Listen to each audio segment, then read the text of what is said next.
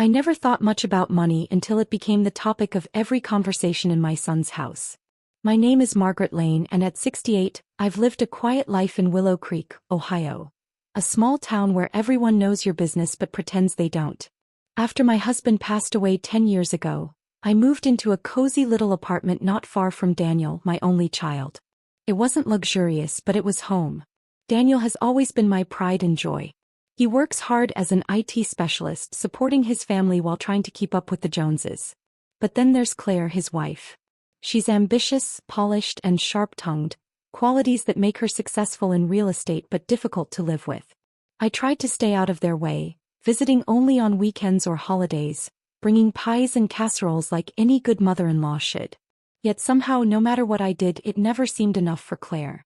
It was a chilly November evening when Daniel invited me over for dinner. "Mom, we'd love to see you," he said over the phone, though I could hear Claire muttering something in the background. Still, I went, clutching a homemade apple pie and hoping for a pleasant evening.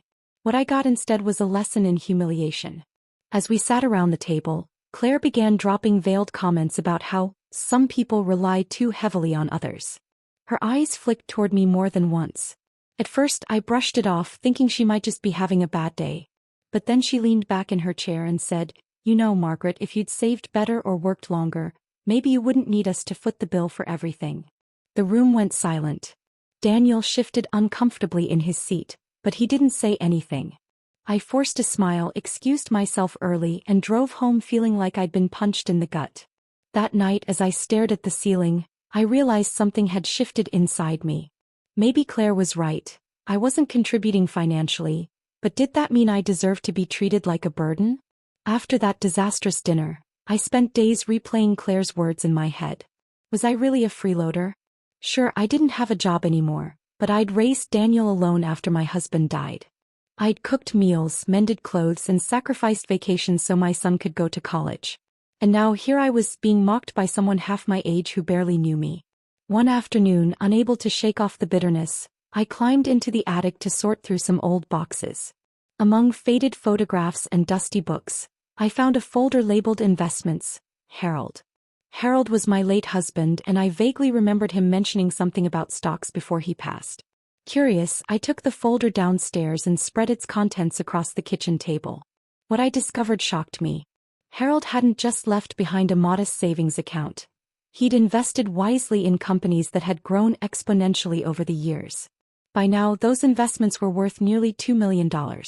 For the first time in decades, I felt a spark of power ignite within me. The next day, I called Daniel under the pretense of checking in. "How's work?" I asked casually. "Fine," he replied, though I detected a hint of strain in his voice. "And the house? Are you still happy there?" There was a pause before he answered. "Yeah, Mom, it's great. Just a bit expensive to maintain." That confirmed my suspicions. Despite Claire's flashy lifestyle, they were struggling to keep up appearances. Later that week, I stopped by unannounced, claiming I wanted to drop off soup. While Daniel was busy upstairs, I noticed an envelope on the counter marked mortgage statement. Glancing around to ensure no one was watching, I peeked inside. Their monthly payments were astronomical, far beyond what they could comfortably afford. A plan started forming in my mind. If Claire thought I was useless, maybe it was time to prove her wrong. I met with a financial advisor named Mr. Peterson, a kind man who patiently explained the value of my newfound wealth. When he told me I could buy multiple properties, including Daniel and Claire's house, I almost laughed. Me, Margaret Lane, owning a house in this neighborhood? Sounded absurd. But the more I thought about it, the more appealing the idea became. So, I made an offer on their house through a proxy buyer, ensuring neither Daniel nor Claire would suspect my involvement.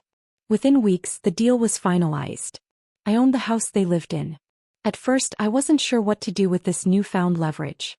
Should I tell them outright? Wait for the perfect moment? Or simply let them figure it out themselves?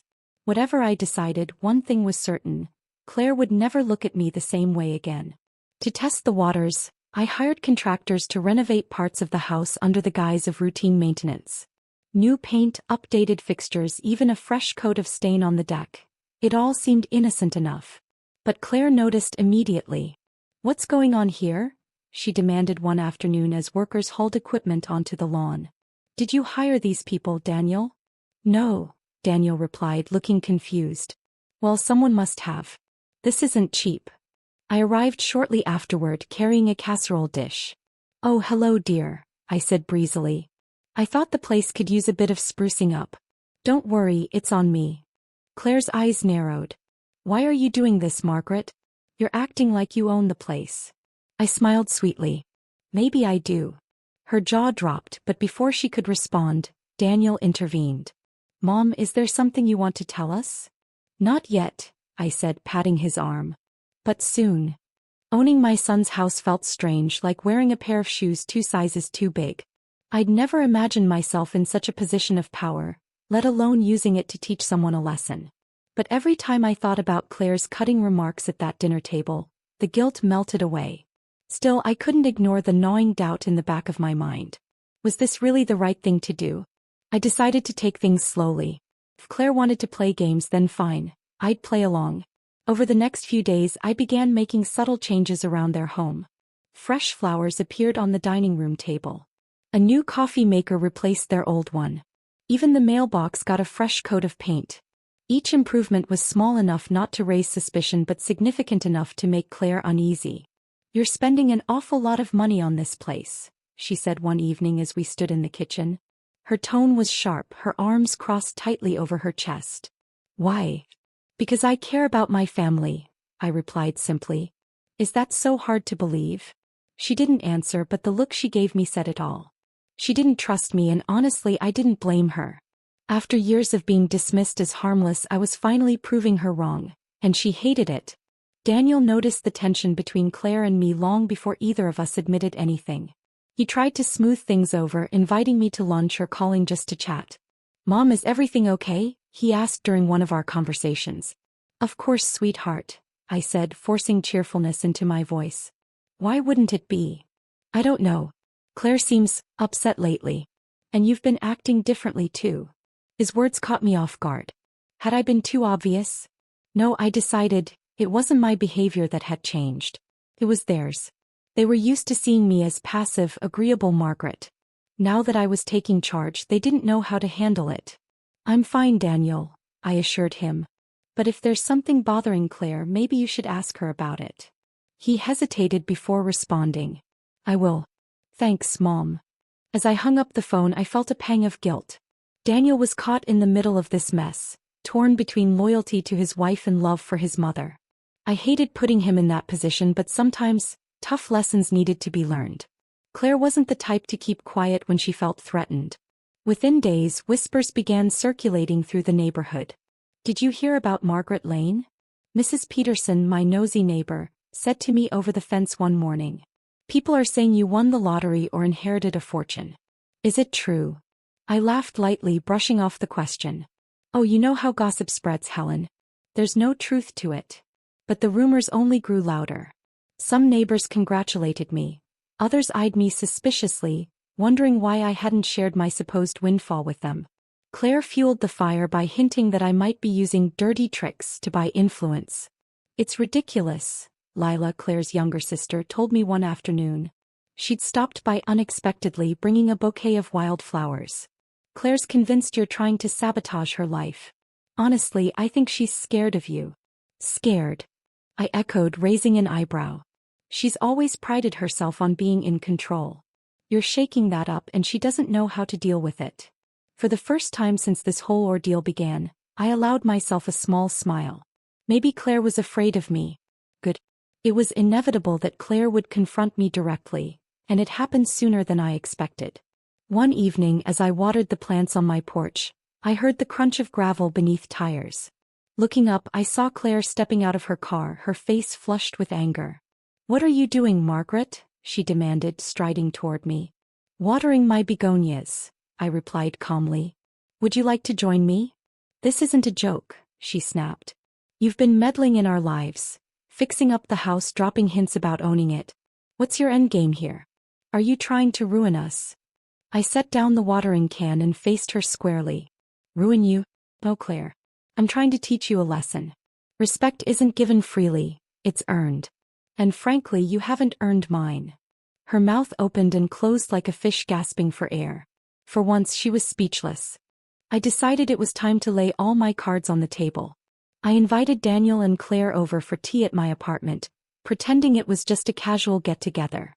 As they sat stiffly on my couch, I poured them each a cup of chamomile tea and placed a plate of cookies between us. "Thank you both for coming," I began, smiling warmly. "There's something I need to discuss." Claire exchanged a wary glance with Daniel before turning her attention back to me. "What is it, Margaret?" "Well," I said, sipping my tea slowly to build suspense, "you've probably noticed some changes around your house recently. New paint, updated fixtures, that sort of thing."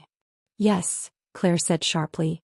And, I continued, leaning forward slightly, "those changes were made possible because I now own your house." The room fell silent except for the faint ticking of the clock on the wall.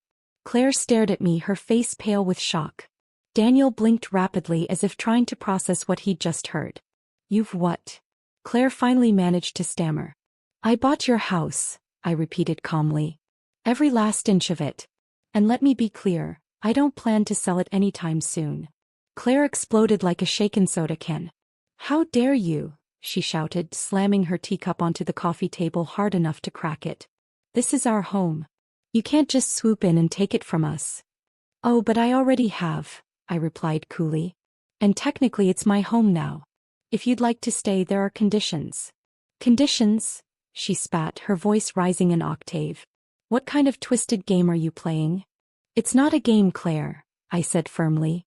"You've treated me like I'm worthless for years. Mocking me, belittling me, making snide comments about how I freeload off Daniel. Well, guess what? I'm done being your punching bag. From now on, you'll treat me with respect, or face the consequences." Daniel finally found his voice. "Mom, this is insane. Why would you do this?" "Because someone needed to stand up to her," I shot back, pointing at Claire. "She needed to learn that actions have consequences." That night, the argument escalated into a full-blown shouting match. Claire accused me of manipulation and revenge, while Daniel pleaded for calm. "Can we please talk about this rationally?" he begged, his voice strained with frustration. "No," Claire snapped. "Your mother has gone completely off the rails. She's holding our house hostage like some deranged villain." "I'm not holding anything hostage," I countered. "You're free to leave any time you want. But if you choose to stay, you'll follow my rules. Starting with family counseling." "Counseling?" Claire echoed incredulously. "Are you serious?" "Dead serious," I said. "If you want to repair this relationship and keep living rent-free, you'll attend sessions with me. Otherwise, I'll raise the rent to market value. Trust me, you won't like the numbers." Her jaw clenched, and for a moment, I thought she might lunge across the room at me. Instead, she stormed out, slamming the door behind her. Word spread quickly through Willow Creek about my bold move. Some neighbors praised me for standing up to Claire, while others sided with her, calling me controlling and vindictive. One woman even stopped me at the grocery store to say, "Margaret, isn't this a bit extreme? What happened to turning the other cheek?" "I turned the other cheek for years," I replied evenly. "All it got me was more disrespect." But the backlash wasn't limited to gossip. Claire doubled down on her efforts to turn people against me, spreading lies about how I'd stolen their house and ruined their lives. It hurt hearing those things whispered behind my back. Yet deep down I knew I'd done the right thing, even if no one else understood. To my surprise, Lila, the free-spirited artist and Claire's younger sister, showed up at my door one afternoon carrying a sketchpad and a bouquet of wildflowers. "Hey, Margaret," she said sheepishly. "Mind if I come in?" "Of course not," I replied, stepping aside to let her in.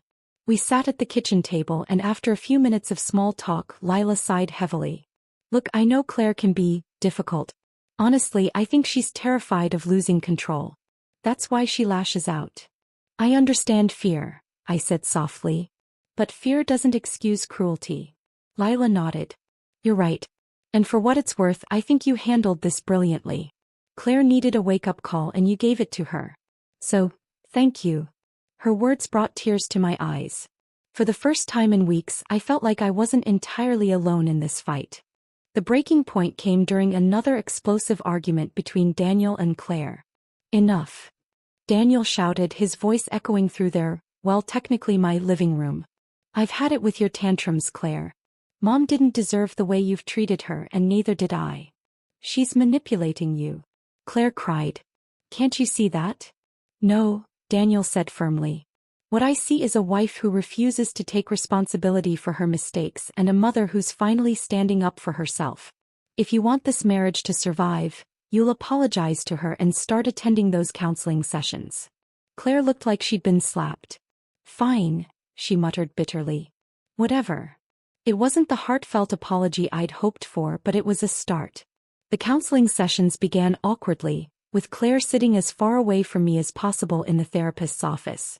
Dr. Miller, a soft-spoken woman with kind eyes, encouraged us to share our feelings openly. I feel disrespected, I said simply when it was my turn to speak. For years I've tried to be a good mother-in-law, but no matter what I did, it wasn't enough for Claire. Claire rolled her eyes but didn't interrupt. When it was her turn, she hesitated before speaking. I guess I can see how some of the things I said might have hurt you, she admitted grudgingly. But buying our house, that was extreme. It was, I agreed. But sometimes extreme measures are necessary to break patterns of behavior. I wanted you to understand what it feels like to lose control, to feel vulnerable. Dr. Miller nodded approvingly. This is progress, she said. Acknowledging each other's pain is the first step toward healing. Over the next few weeks, Claire began making small efforts to improve our relationship. She stopped by my apartment unannounced one afternoon with a casserole dish filled with lasagna. It's not poisoned, I promise, she joked weakly as she handed it to me. Thank you, I said, genuinely touched. This means a lot.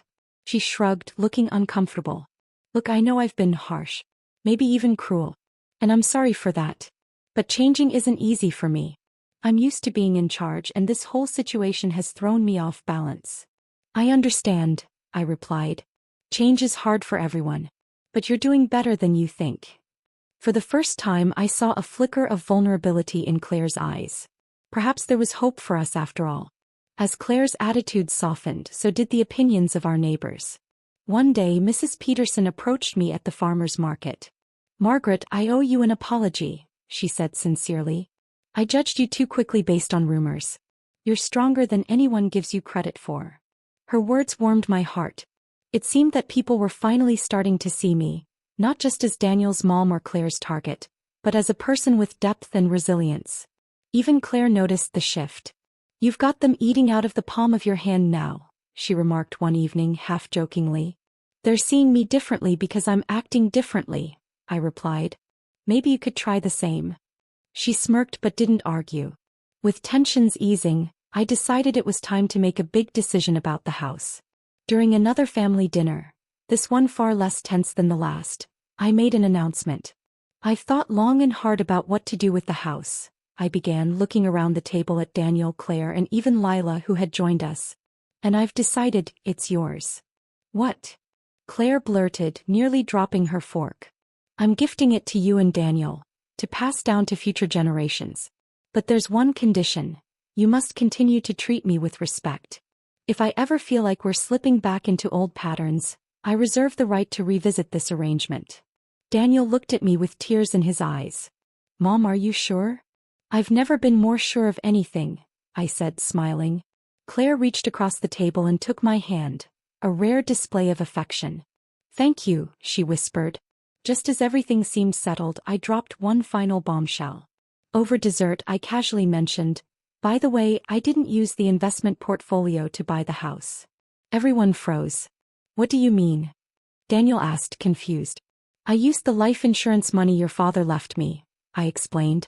The investments are still intact. They're meant for your children someday. The house was paid for entirely out of my own savings. Claire stared at me speechless. For once, she had nothing cutting to say. The next morning, Claire showed up at my door with red-rimmed eyes. Margaret, she said quietly, I owe you another apology. This time it's sincere. I invited her inside and over tea she confessed her insecurities and fears. I always felt like I had to prove myself to you, to everyone. I thought being successful meant having power over others. But I realize now how wrong I was. We all make mistakes, I told her gently. What matters is that we learn from them. In the months that followed, our family grew closer than ever. Claire continued to attend counseling sessions voluntarily, working on herself and her relationships. Daniel expressed his gratitude countless times, saying he'd never seen his mother so happy, or so strong. As for me, I rediscovered a sense of purpose. Owning the house had given me leverage, but letting go of it had given me peace. On a crisp autumn afternoon, I sat on the porch of my cozy apartment, watching Daniel and Claire play with their toddler son in the backyard of their home. My grandson giggled as he chased leaves scattered by the wind, and I couldn't help but smile. Life had taught me many lessons, but the most important one was this. True strength doesn't come from wealth or power. It comes from love, forgiveness, and the courage to stand up for yourself. As the sun dipped below the horizon, painting the sky in hues of gold and pink, I leaned back in my chair and sighed contentedly. Whatever challenges lay ahead, I knew I was ready to face them, with grace, dignity, and a heart full of hope.